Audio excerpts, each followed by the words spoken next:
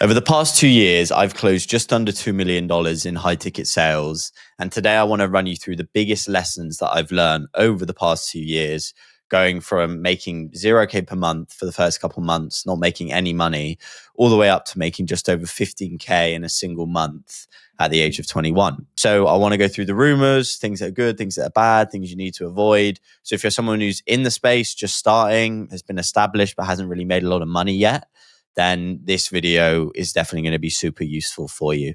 So I've got a few notes here on the side that I'm just going to refer to. Now, the biggest thing I've got right at the top of my list is don't focus on objection handling, right? You see all of these videos online of guys handling objections live on calls, and it's really, really cool when you see that kind of stuff.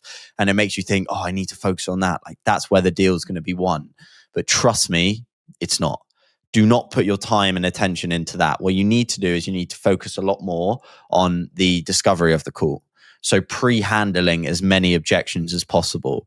And this took me a long time to realize. I saw lots of guys in the space like the Bill Walshes, the objection box saying, oh, this is all you need to focus on, when that's not right. If you have a really, really strong discovery, you can overcome every objection the prospect has, so that when it does come to the price drop, when you do then close the client, it's so much easier to do it because you pre-handled everything. And not just that, but when an objection does come up, it's so much easier to overcome because you've already pre-handled everything before the call. So if I was to give you an example of pre-handling objection would be, and the difference between a really good closer and an okay closer is if you are asking the prospect, okay, so what have you done so far to actually achieve your goals, to get to a point where, let's say they want to make 10K per month, spend more time with their family, right? And they say, oh, I've just been really busy with work. An okay closer, and this is what I used to do, would sort of just brush over that. And they just go, okay, so why now is the time? Which is, again, it's a good question to ask, and it's important to get the urgency. But what you need to do is you need to dive into that answer. You know, they've told you that, oh, they've just been busy, but that's not the case. You know, everyone's fucking busy. What's the difference between the guys who, Elon Musk of the world, who are super busy, who are bringing in millions a day, and guys like you or me who aren't making as much money? Everyone has the same 24 hours in the day. So my point is, you need to dive in on that. And you need to go, okay, when you say you're busy, like, look, everyone's busy. And I'll give you a really good framework here. Someone tells you that they're busy.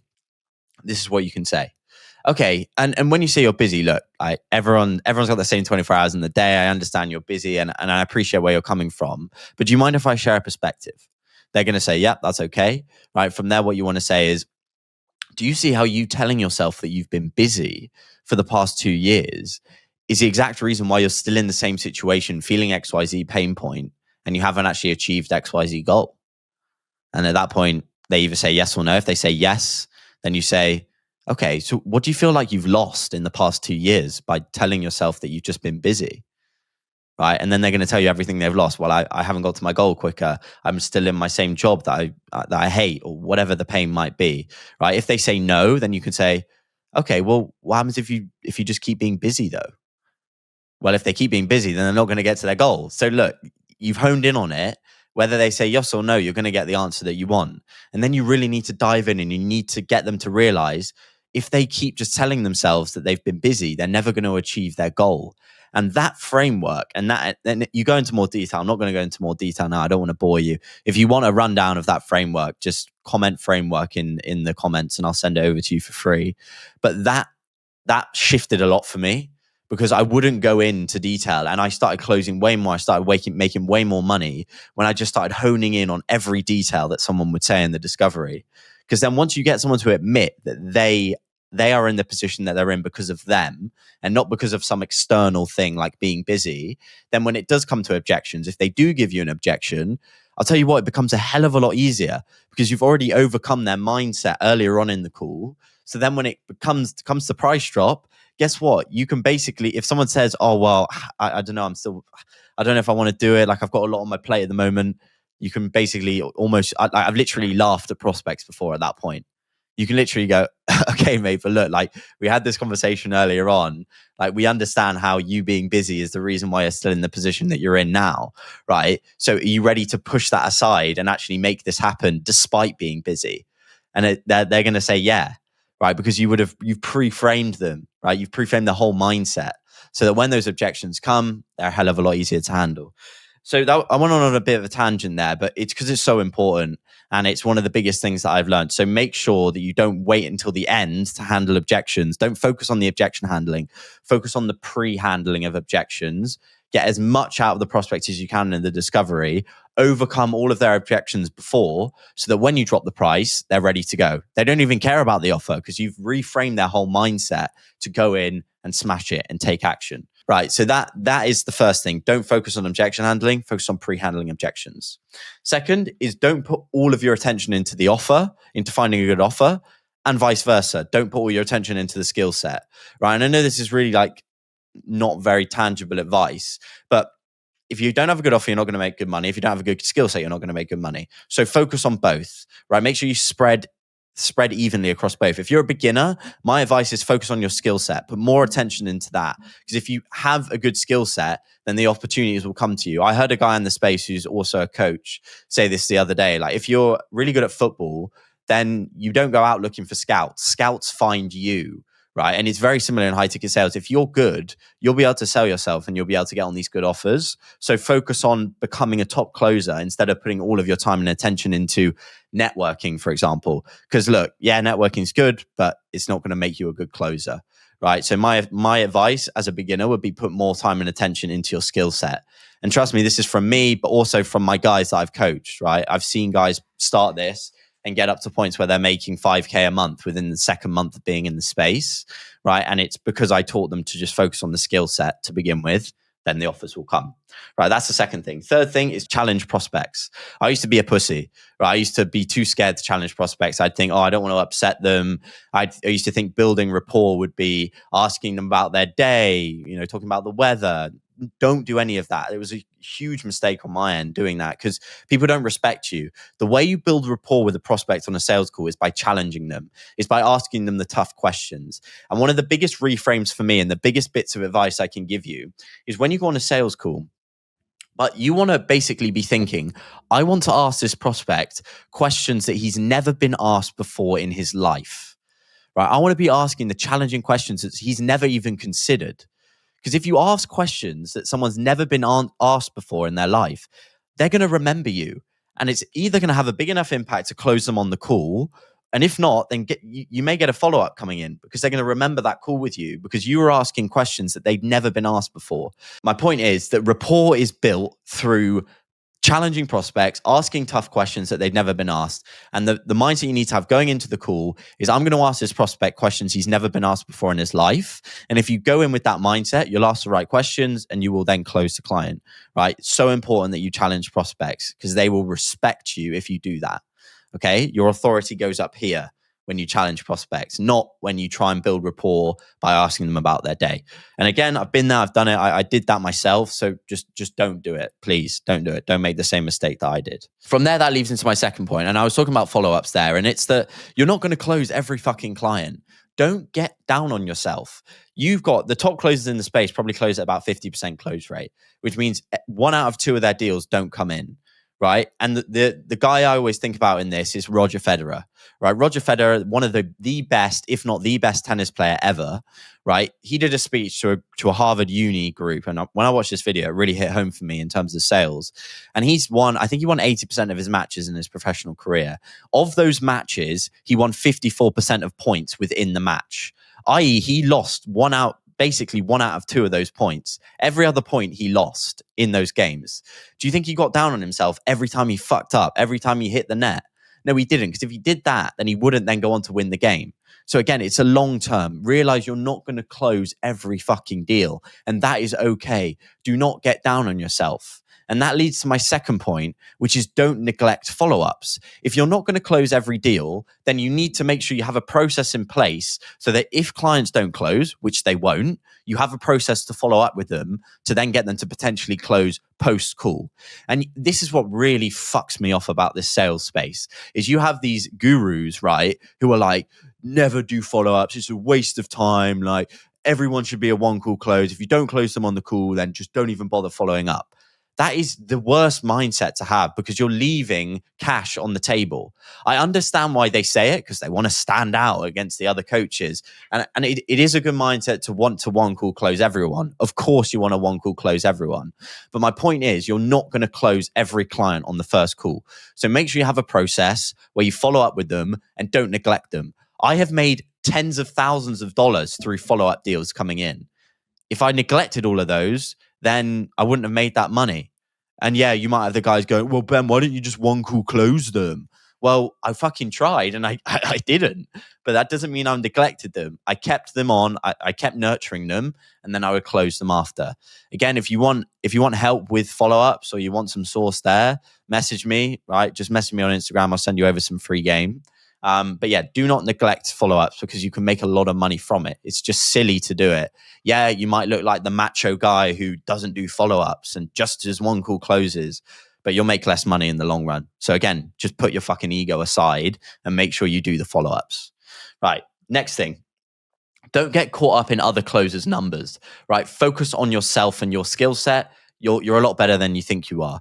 I used to fucking focus on so many other guys, and whether there was guys in the same training community as me, other guys I would see posting in the space, and I'd be like, fuck, these guys are insane. They're making 10, 20, 30K a month. They must be way better than me. I'm not good enough for them. I'm not as good as them. Bullshit. You're so much better than you think you are. I promise you that. I used to think I wasn't good enough. I used to think I wasn't very good at closing. And then I realized, fucking hell, some of these guys who are doing coaching calls, doing training, selling training, some of these guys I see who are doing 30K a month, they're fucking shit closers. I promise you, these guys aren't good. These big dogs who are claiming that, they close every fucking deal and they've got 100% close rate, they don't. Guys, if you focus on your skill set and you keep tunnel vision, you don't focus on other guys, you don't worry about whether you're better than someone else, then you'll do really well. Just focus on yourself, focus on your skill set, have that tunnel vision, just keep getting better and better and better. And before you know it, you'll be one of the top, one of the best in the game, right? You'll be the best on your offer.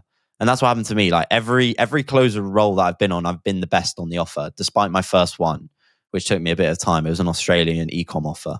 But over time, I got better, right? And I was then the top closer on my main offer for over 6 months straight, where I made a shit ton of money, right? So just put your attention into your skill set. Don't worry about other people and just keep improving, right? Because again, the grass is greener where you water it. Stop worrying about other guys and what offers they are on. Focus on yourself, and I promise you'll get a lot better. And again, I know that's not tangible advice, but it's really, really important to do that. Don't listen to people bullshitting you because there's so many of these guys in this space, and chances are you're probably better than most of them yourself. Being on an okay offer to begin with isn't actually a bad thing. Now, I'll tell you a story. I went for dinner the other night in Bali with one of the sales reps I worked with on the first offer that I ever closed on, or second actually. First one was shit, but this was my first like proper offer. Guy called Alex. We were on the same team together. We got along really well. Alex is a killer, sales manager now. Anyway, that's not important. But we talked about how there's so many closers in this space who are on really good offers, but their skill set is shit. Because when you're on a really good offer, the marketing does the work for you. You're basically taking orders at that point, right? People are turning up to the calls, they're pre-sold. You take the money, you get the commission. And look, I'm not saying that's a bad thing. You want to get on the best offers, you want to make the most money. I understand that. But when you're on an offer that maybe not so good, maybe the leads aren't amazing, you have to overcome leads, you get thrown a lot of objections, realize that this period of your sales journey is so important because this is where you earn your stripes. This is where you become a fucking insane closer, is when you're closing guys who are showing up to the call thinking they're not going to buy. And it's your job to overcome these prospects, overcome their limiting beliefs to then get them to buy. One of the e-com offers that I sold on was mainly predominantly UK leads, right? And it was a tough gig. Right, it was a tough fucking gig. You're selling to 40-year-old British blokes who think everything's a scam. They've never invested in themselves before. You're a 21-year-old guy who's trying to convince them to buy. It's fucking hard. If you've never sold to UK clients before, UK prospects, in my opinion, you're not a real closer. Because these guys are fucking hard. But that is where you learn. That is where you become a top sales rep, is when you're challenging these guys, is when you're in the trenches. You have to overcome people. You're objection handling for 30 minutes plus. You're in the discovery, overcoming limiting beliefs. This is where you become a great closer, which will then get you on the offers where, yeah, you can make more money, but your skill set's not going to be as important. So realize, if you're going for a tough time, if you're jumping on 5, 6, 7 calls a day and maybe 2 or 3 of them you don't close and it's a objection handling battle and you can't overcome their limiting beliefs, realize that's okay. That's part and parcel. This is you becoming the closer that you want to be. This is you earning your stripes, right? Because I know guys in the space who became pretty good. They got on these top offers where they were basically taking orders, aka weren't objection handling, weren't having to overcome anything, and their money went up, but their skill set went down. And then when they jump off these offers, their skill set's so shit that they then have to work all the way back up to get their skill set up. So realize that skill set's more important. You can have an offer that may be a quick cash grab and it's going to bring you in 30K a month consistently, but your whole thing is your skill set, right? Your skill set will make you money. Remember, the whole aim of high ticket closing is to get a skill set so good that someone can drop you in the middle of Venezuela with a laptop and Wi-Fi connection, and you will be able to land a gig and make 10K per month. That is the goal, right? That is the goal of high ticket closing. That should be your aim, right? And if you want that, then you need to focus on your skill set. Okay. So again, don't get disheartened if you're going through that tough process and you're in the trenches, because this is what makes you, this is what turns you in to the fucking cold-hearted closer who can close anyone, right? This is part and parcel of your journey without trying to, pushing aside the motivational bullshit. Right. Next thing is find your style. I fell for this massively. Everyone closes differently. Everyone has a different style. You've got the guys who are abrupt up front with people. They, can handle objections really well. You've got other guys who have a bit more of a soft touch.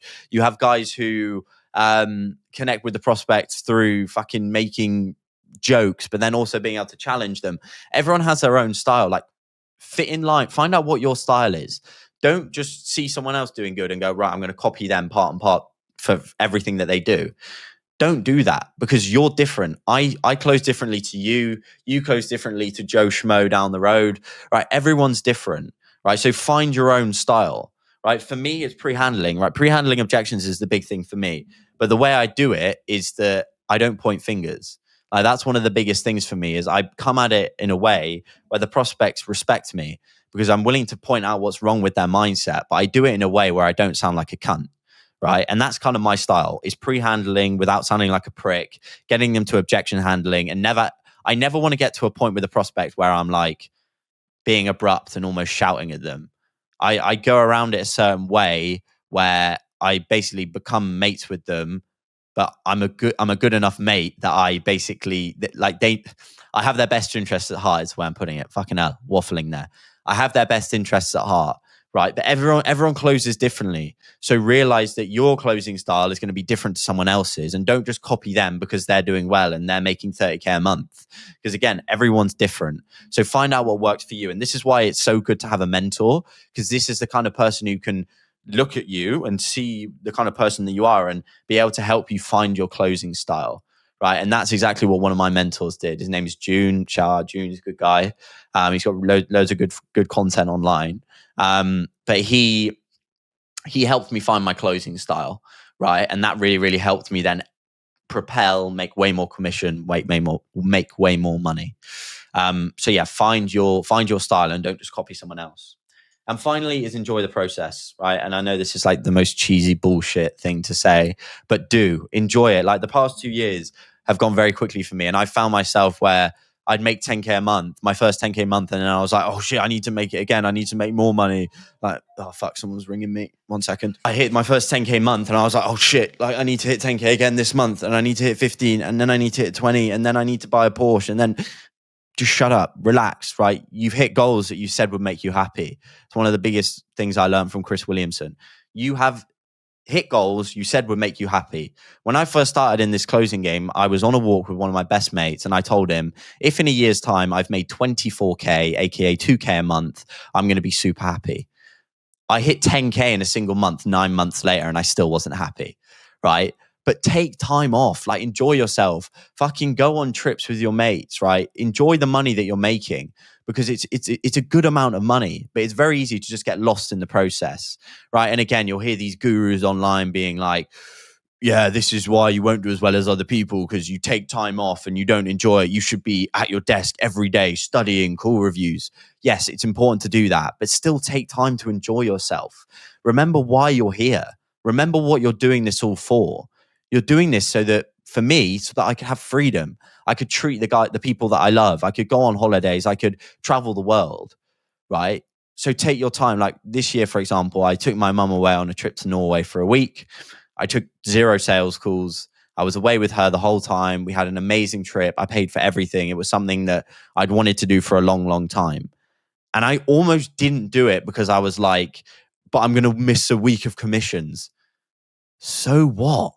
Like, what's the point in having all this money if you're not going to do anything with it? If you're not going to treat the people that you love, right? So make sure you still give yourself time to actually enjoy yourself and actually do the things and have the fun that you wanted when you first started this. Because time goes quick. I'm serious. It goes really, really quick. And it's easy to just fall into the loop where you're constantly working. But a bit of time off will do you good. You'll be able to do things with the people you love, but also you get a bit of time away from the game where you can just sit, relax, think about your next goals, think about what you want to achieve. Because otherwise you just go in this loop and you end up burning out. So remember, why are you doing this? You aren't doing this to be sat at your desk taking sales calls every single fucking day, right? Make sure you enjoy yourself. Make sure you actually go out there and spend this money that you're making. That would be my last bit of advice. But look, that's pretty much everything. Look, this is very raw, very authentic. I'm just giving as much advice to you as I can. If you want to find out more about what I do, then check out my Instagram. I've got loads of good content on there, not just around sales, but also mindset. And honestly, those two go hand in hand. And that should really be another point, is that have a bulletproof mindset going into this. Sales and your mindset, they are literally the same thing. Your skill set's almost as important as your mindset. So make sure that you build your mindset up as well. Make sure you have a bulletproof mindset. But that would take too long to talk about that. So if you want another video on that, let me know and I'll go into it. But yeah, that's pretty much everything. Hopefully that was useful to you. All the brain dead monkeys probably wouldn't have made it this far because there's no fucking flashing gimmicks on my screen and it's just me talking in front of a mic. But if you're still listening to this, then at least you're not a brain dead monkey. You're heading in the right direction. But as I said, check out my Instagram, loads of stuff on there. If you want a video explaining high ticket sales, check out the video in the description of this video. And if you want to apply to work one-on-one with me, of course, I got to plug the program at some point.